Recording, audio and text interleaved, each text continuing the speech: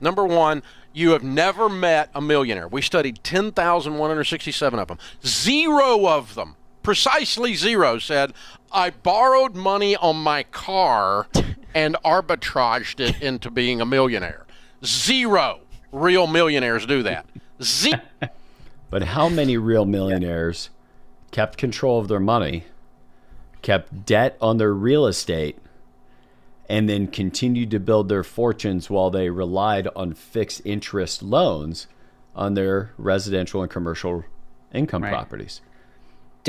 One of Dave's big tenets, his baby steps, is, get out of all debt except your mortgage first as quickly as possible, and then pay down your mortgage really aggressively, and then start investing. Is basically what he's That's after. Exactly right. Yep, which would mean that a huge amount of millionaires, probably interviewed by his study he's referring to, did use leverage early on to get themselves. Now, maybe at some point they said, okay, I don't need to leverage anymore. I'm going to let real properties get paid down, etc. But he's right that nobody did it with a car. But what he's leaving out is that many, many, many of them did it with some degree of arbitrage. Yeah. So let's go a little deeper here. Zero. None. Zero, Corey. I borrowed money on my car and put $11,000 into an Airbnb when I was 15, with all of my business acumen on display, because she didn't even know what the interest rate was. Go back and watch the clip again.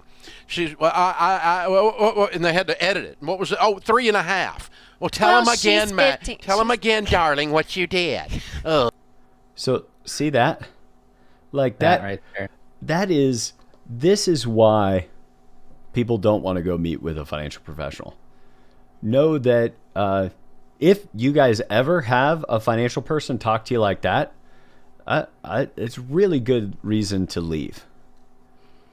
Because don't say goodbye, just go. You just get up, pack your bags, and leave. But it's that somebody of that mindset who's willing to say something that mean to a 15-year-old girl, and specifically about her.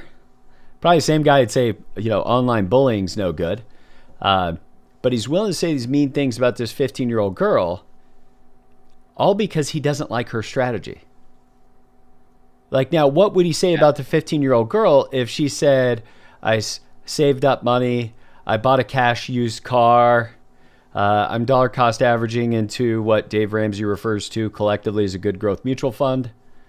And if she was doing the things that he said you should do, she'd be brilliant. Now, by the way, neither one of those have enough information to say she's brilliant or she's not. Or not, right? Because we don't even see the full financial picture. But in terms of wanting to teach a young person to do something unique and different, and frankly, that dad, kudos to that dad for simply teaching a 15-year-old what arbitrage is, let alone giving her the opportunity to exercise it.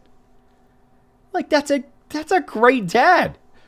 Now, is it sustainable? Well, she'll find out pretty quick. Dad can probably make the payments on an $11,000, because $15,000 pre-approval, $7,000 she has in cash, $11,000 car loan approval. So she could take her $7,000, put it in there, and maybe they don't get Airbnb. Well, the funny thing is, I bet you a 15-year-old with any kind of job can probably make a payment on an $11,000 loan, and or dad could, because dad's the one that got her in this situation. But she's probably not going to ruin her credit, because she's probably not building it until she can sign on her own.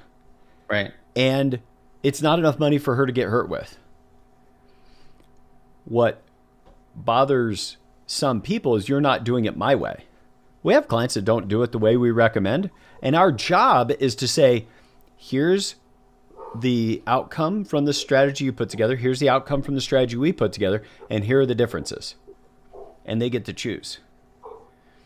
It doesn't become you need to do it our way, or don't call into our radio show anymore, or don't, or worse yet, these people didn't even come to him with advice. They just found this clip and played it And it is meta that we're reviewing the review of somebody else reviewing financial advice, but we're not reviewing the advice.